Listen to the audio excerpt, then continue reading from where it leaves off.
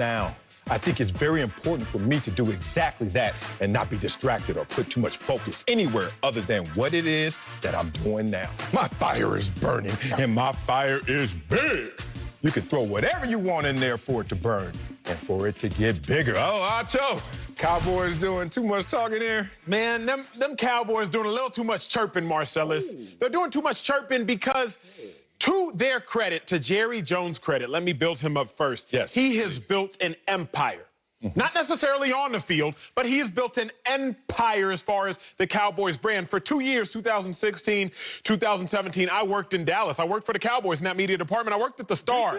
You walk into the Star, Marcellus, one Cowboys way in Frisco, Texas, and you walk into the Star, $1 million of chandeliers. Yeah. You have replicas or the actual Super Bowl trophy sitting there, all of it, and you see the build, you see the hype.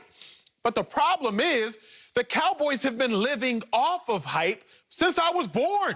3 years after I was born. Because when I was born into the glory days. Right. I was born, I had an Emmitt Smith poster in my room, and it still had holes in it because it got jammed into my locker growing up. So I'm going to let you know it was real. All in. But since then, Marcellus, the last 24 years, Cowboys haven't been to a Super Bowl, haven't been to an NFC Championship game. So if we're being honest, and I hate to say it, but the Cowboys have really been imposters. And they've been imposters because the expectations are so high. And why are they so high? Because each and every year, Jerry and Stephen Jones, they sell us on how good the franchise is going to be. And I buy it. I buy the hype. I believe the hype. And then the players, Zeke, Dak, they're selling us on dreams. And I'm buying it, Marcellus. I'm believing the hype. And then the roster, it sells us on glory. You got star after star at receiver. One of the best offensive lines, even though La'el Collins is hurt now. You got a quarterback who's a top 5 passer as far as yardage. And so you believe the hype.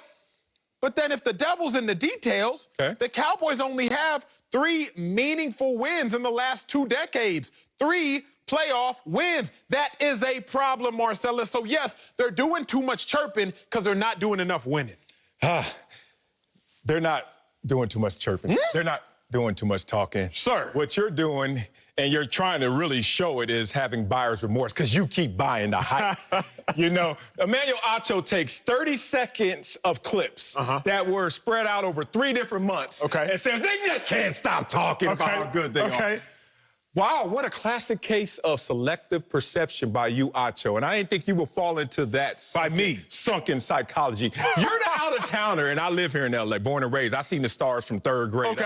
You're the out-of-towner that comes from Austin, Texas, shall you, and comes to L.A., gets off the airplane, drives through in his cab, gets to his hotel, and calls his friend, oh, my God, L.A. is crazy. Everyone has a Mercedes. Everyone's rich out here. They do. You see what I'm saying? This is the crazy. And Bentleys. I seen a Rolls Royce while I was riding my bike this morning. And you just forgot to look at all the Camrys, all the Sentras. There are a couple of those. There are more of those actually out here. But that's my point. Have you ever been a Dallas Cowboy? No, you haven't. You've been in there. You were working for the Cowboys, but you don't know how it feels to be on the varsity squad. I do. Okay, talk to me. It wasn't a good experience for me, but I know what the Stars still feels like. And let me tell you, JV team, because that's what University of Texas is. The JV of Texas. It's not the Houston Texans. I'll let them get these shots out. Yeah, I'm getting my shots fully loaded. Get these shots out, please. When you're a JV squad, you don't understand how you're inundated, how you're flooded with national attention on the daily. The beat writers in Dallas are in the dozens in comparison to other NFL teams. People always say when you make it to the NFL, you've arrived. Oh, no. Once you become a Dallas Cowboy, you've arrived. Let me tell you about this experience and how it translates around the NFL. You keep talking about the Dallas Cowboys, chirping. What happens when the Bears and Allen Robinson comes out and says, we want to win a Super Bowl, and that's the main thing? Where's Acho then in his selective perception? What about when Ryan Pace, GM of the Bears, comes up? I really feel like we can excel this season. Our expectations are championship expectations. Where's the A block? Where's Acho? Where's his everyone in L.A. has a Benz? That's the problem, brother. You are doing what the Dallas Cowboys know you will do, which is look at them and make it bigger than it is. You, sir, are a part of the problem. Oh, I am? You, Marcellus Wiley, are a part of the problem. You are the problem, actually. You just sat here and you told me, and you made the comparison out of your own mouth, that the Cowboys are varsity. right? Yeah. If the Cowboys and playing for the Cowboys are varsity, yes, that's then they have varsity expectations. But how come the Cowboys only have 2 more playoff appearances than the Browns in the last 20 years? If the Cowboys are varsity, then where's the varsity achievement? No, sir, not yet, because I'm still going. I'm about to roll and start writing your notes because you're going to need every single ounce of them. Get every bit of ink out of that pen because I'm about to go. Last 20 seasons. Giants, they've been to 3 Super Bowls. They've won 2. Last 20 seasons, Eagles, not only have they been to 2 Super Bowls, they've been to 6 conference championships. Cowboys, what have they given us in the last 20 seasons? The only other teams, Marcellus, in the NFC that haven't been where the Cowboys are trying to go are the Lions and some other terrible team that is slipping my mind right now, okay? So you, sir, are actually the problem because people like you say the Cowboys are varsity. Yeah. People like you say the Cowboys are the gold standard. Yeah. People like you perpetuate that the Cowboys are America's team.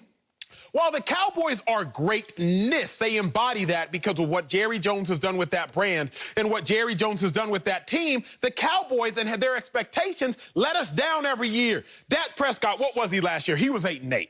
But Dak Prescott was 1-6 versus playoff teams, along with likes of Andy Dalton, Derek Carr, Jameis Winston. 2 of those quarterbacks are currently backups, but Dak Prescott, he should be the highest paid quarterback, let Marcellus tell it. So the problem at hand here is you continue to build up these Cowboys. I continue to buy into the hype that they're varsity. They're varsity. I want them to be varsity. I was born in Dallas. I live 20 minutes away from Cowboy Stadium and 18 minutes away from the Star. I'm smack dab in Dallas, not a suburb. I have the Emmitt Smith poster. But it's time for me to stop buying into the hype and stop listening to these Cowboys players because they're doing too much talking like you just finished doing. Wow.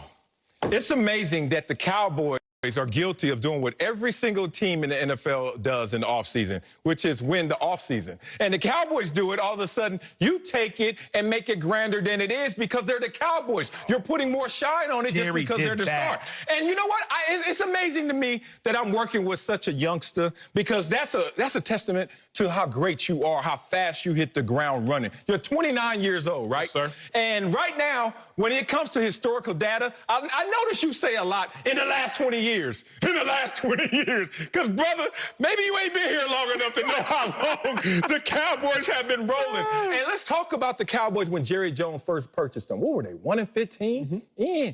And then you like to go past those 3 championships they won in those 4 years. You like to go past that. But I don't. Because I'm not going to just suffer from recency bias and only look you. 24 years isn't recent. Hold on. 24 years is a long time. It certainly is, but it is still under the same ownership watch. You got to give Jerry Jones his full credit, is all I'm saying. You can't say outside of those 3 Super Bowls. That's fair. Because Dallas Cowboys are sitting there with the 3rd most amount of championships in NFL history. We know that they're behind the Patriots and they're behind the Steelers. So when you talk about this varsity, make sure you respect them in fullness, not just in your last 20 years, youngster. I have a couple issues with what you're saying because what actually was the operative factor in the success for the Cowboys? Was it Jerry Jones or was it Jimmy Johnson? Because one of them left, and so did the Super Bowl. No, don't do that. Don't do that. What do you want me not to do? What do you want me not to do? Did Barry Switzer win the championship?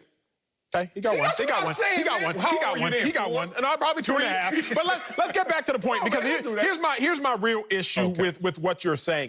You told me yesterday, and you told me today, my problem, America, is that I listened to Marcellus Wiley. Because what Marcellus told me is no one cares what you're doing until you're not doing what you're supposed to be doing.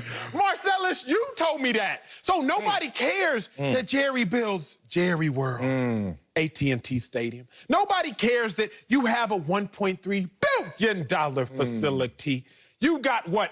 3,252-inch televisions in this stadium. Nobody cares that you walk into your practice facility, sir, and you have $1 million in chandeliers. You have glass windows all in this practice facility, and you land your helicopter there. And everybody knows that Jerry Jones has arrived when the Jerry Chopper shows up and pulls in on the grass. I'm telling you, I've been there. I was there every day. It's real.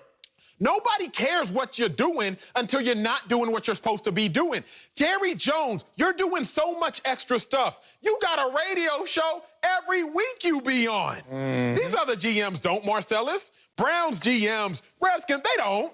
But Jerry does. But the problem is, Jerry, the one thing you're supposed to be doing, what? Winning Super Bowls, you not doing. So yes, Marcellus, now I care about everything else that Jerry's doing because he's not doing what other organizations are doing. Ryan Pace, the Bears GM, he's not sitting here on different talk shows each and every day. He's not sitting down with star reporters for star networks coming off of his yacht in L.A. with his glasses on, sitting down with all the glamour. And Ryan Pace isn't doing that. Jerry Jones is doing that. And how many Super Bowls has Ryan Pace? He's significantly young.